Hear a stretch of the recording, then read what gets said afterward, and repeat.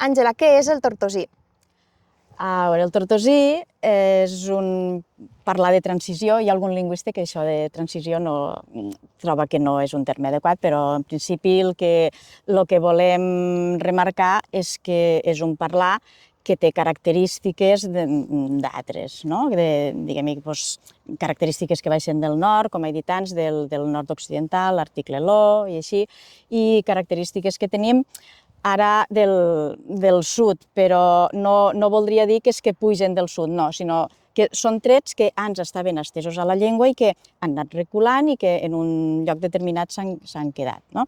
La característica principal, i quan mirem mapes de dialectologia, és que hi ha unes zones que tenen un color únic, no? Perquè és aquell parlar i ja té uns límits molt definits. Però en canvi hi ha altres zones on veiem que són ratlles i és el cas que passa aquí. Per què es diu tortosí?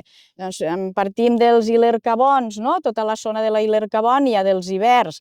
Després els romans agafen la mateixa divisió territorial que anava de Nules fins a més amunt del que ara és la Ribera d'Ebre, tot això, i després va reduint-se per qüestions administratives, no per qüestions lingüístiques, fa que s'agarre un nom determinat d'un punt geogràfic. I podríem dir, per què Tortosa? Doncs perquè Tortosa era la seu de la diòcesi de Tortosa.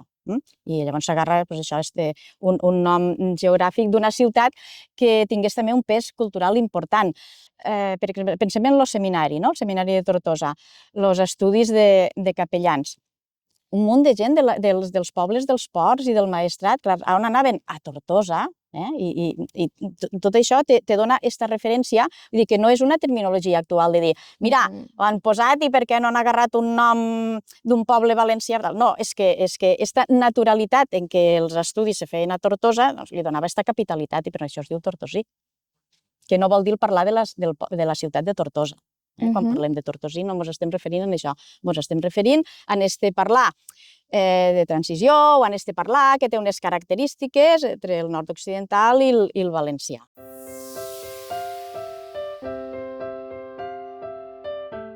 Des d'un punt de vista geogràfic, estan clars els límits del tortosí? Hi ha un professor de la Rovira i Virgili que és membre també de l'Institut d'Estudis Catalans, també d'aquí del Tortosí, és de Rossell, el doctor Miquel Àngel Pradilla Cardona, que ell parla moltes vegades d'un coixí amable, d'una transició amable, en aquest sentit de dir, no hi ha un tall brusc. Enguany se va fer a l'Espluga de Francolí com un festival de dialectes i una de les conclusions a què se va arribar va ser que els límits del tortosí eren una mica més del que d'acabar a Alcalà de Xivert, no, que continua cap al sud. Suposo que això ara entrarà als llibres de text, etc.